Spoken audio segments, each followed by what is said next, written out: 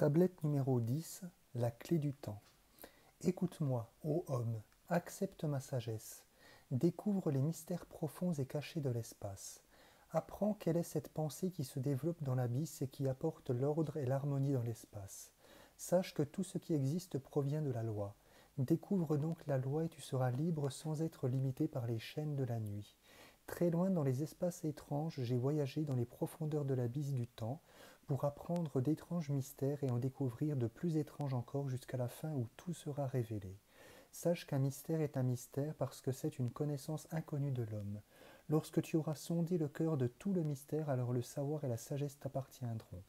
Le temps est le secret par lequel tu peux te libérer de cet espace. Pendant longtemps, moi, Thoth, j'ai cherché la sagesse et je le ferai jusqu'à la fin de l'éternité parce que je sais que le but s'éloigne de moi à mesure que je m'en approche. Même les seigneurs des cycles savent qu'ils n'ont pas atteint le but parce que leur sagesse leur apprend que la vérité grandit sans cesse. Il n'y a pas un but ultime et final à atteindre, il n'y a qu'une route que nous suivons à l'infini. Il y a très longtemps, j'ai parlé au gardien. Je lui ai demandé de me révéler les mystères de l'espace et du temps. La question qui surgit de mon être fut la suivante. Dis-moi, maître, qu'est-ce que le temps? Et le maître me répondit. Sache, ô Thoth, qu'au commencement il y avait le vide et le néant, un néant sans espace-temps. C'est alors qu'une pensée surgit de ce néant, une pensée décisive et envahissante qui remplit ce vide. Il n'y avait alors aucune matière, seulement une force, un mouvement, un vortex, une vibration provenant de cette pensée décisive qui remplissait le vide. J'ai alors demandé au maître, cette pensée est-elle éternelle? Le gardien me répondit, au commencement il y avait une pensée éternelle. Pour qu'une pensée soit éternelle, le temps doit exister. C'est pourquoi la loi du temps se mit à grandir dès le commencement dans cette pensée décisive. Oui, le temps existe à travers l'espace. Il flotte dans un mouvement rythmique tranquille, dans un état immuable éternel. Le temps ne change pas, ce sont les choses qui changent dans le temps. Le temps est la force qui garde les événements séparés, chacun à sa juste place. Le temps ne bouge pas, c'est toi qui te déplaces à travers le temps, au fur et à mesure que ta conscience se déplace d'un événement à l'autre. À travers le temps, tu maintiens l'éternelle unité de ton existence. Sache que même si à un moment dans le temps tu te sens fragmenté, tu restes quand même un à travers tous les temps. Comme la voix du gardien s'estompait, j'ai poursuivi ma méditation sur le temps. Je savais que les paroles portaient une grande sagesse et me donnaient une piste pour explorer les mystères du temps. J'ai souvent médité sur les paroles du gardien et j'ai cherché à résoudre le mystère du temps. J'ai découvert que le temps se déplaçait en suivant des angles ou des directions étranges.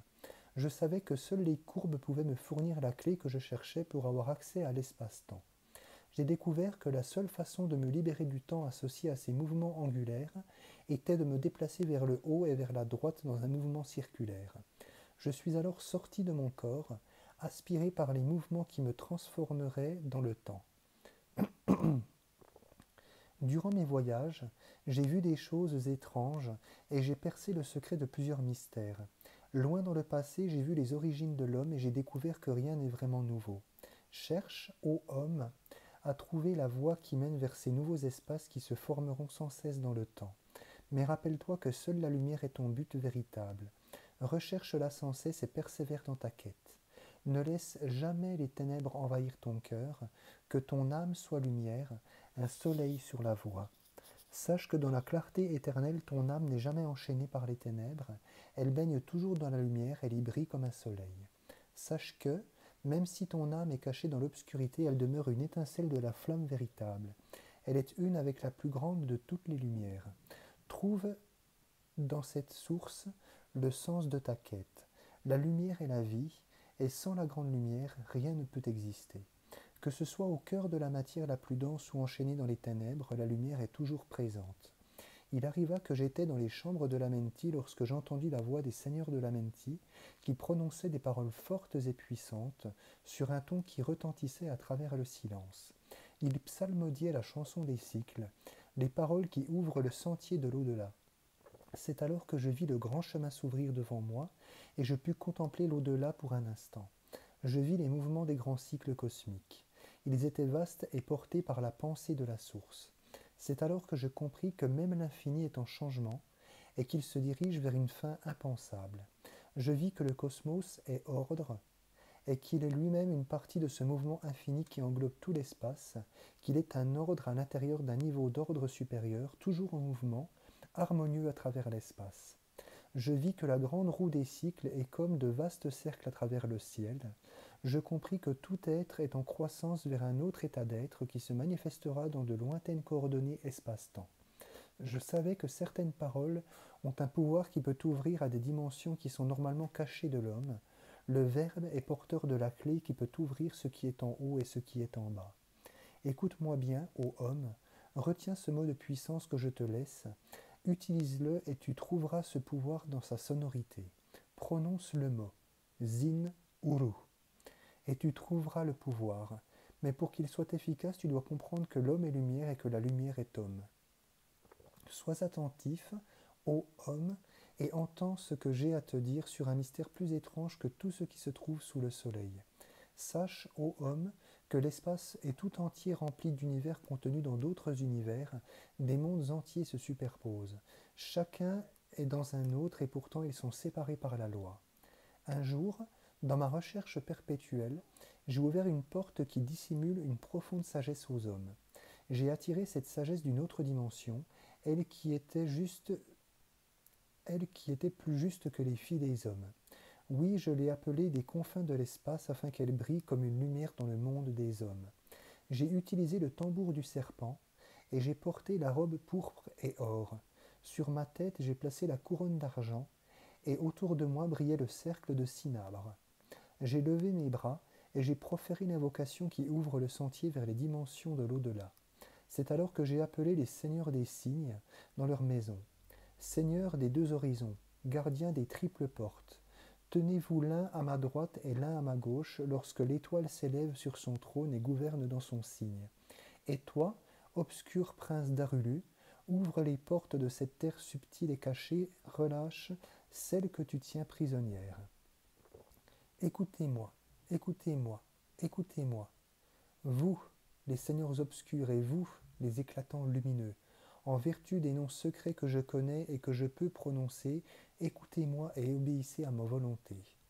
J'ai alors enflammé le cercle et je l'ai appelée la fille de lumière pour qu'elle vienne des dimensions de l'au-delà du domaine d'Arulu. J'ai traversé le feu 7 fois et 7 fois encore. J'ai jeûné sans prendre de liquide. J'ai invoqué Arulu du royaume d'Ekerchegal. J'ai invoqué la femme de lumière, et c'est alors que devant moi sont apparus les signes obscurs, oui, les signes des seigneurs d'Arulu. Puis ils sont disparus pour laisser place à la dame de lumière. Elle était maintenant libérée des seigneurs de la nuit, libre de vivre dans la lumière du soleil terrestre, libre de vivre comme une enfant de la lumière. Sois attentif et écoute-moi, ô mon enfant. La magie est un savoir qui repose exclusivement sur la loi. Ne crains pas le pouvoir qu'elle contient parce qu'elle s'aligne sur la loi comme les étoiles dans le ciel. Sans le savoir, la sagesse est magie, mais n'est pas la loi. Tu peux t'approcher davantage du soleil en possédant ce savoir. Écoute-moi, mon enfant, suis mon enseignement. Recherche sans cesse la lumière, brille dans le monde des hommes et deviens une lumière qui éclaire le sentier des hommes. Suis-moi et apprends ma magie. Sache que la force est avec toi si tu le veux. Ne crains pas le sentier qui te mènera vers la connaissance et évite le sentier ténébreux. La lumière est tienne, ô homme, si seulement tu veux bien la prendre. Brise les chaînes qui te retiennent et tu deviendras libre. Ton âme vit ligotée par ses craintes et ses peurs qui la gardent en esclavage. Ouvre tes yeux et vois le grand soleil de lumière. Ne crains rien, parce que tout ce qui est devant toi est à toi. Sois le roi de lumière qui prend possession de son royaume. La peur est le seigneur du ténébreux Arulu, celui qui n'a jamais fait face à la peur noire. Sache que la peur est une vibration qui provient de ceux qui sont eux-mêmes enchaînés par leur peur. Débarrasse-toi de tes limites, ô mon enfant, et marche dans la lumière de cette journée glorieuse. Ne laisse pas tes pensées aller vers l'obscurité et tu seras un avec la lumière. L'homme est le résultat de ses croyances, qu'il soit un frère des ténèbres ou un enfant de la lumière. Viens dans la lumière, mon enfant. Marche sur la route qui conduit au soleil. Sois attentif et écoute ma sagesse, utilise le mot que je t'ai donné, utilise-le et tu trouveras la clé qui te permettra de devenir à jamais un enfant de la lumière.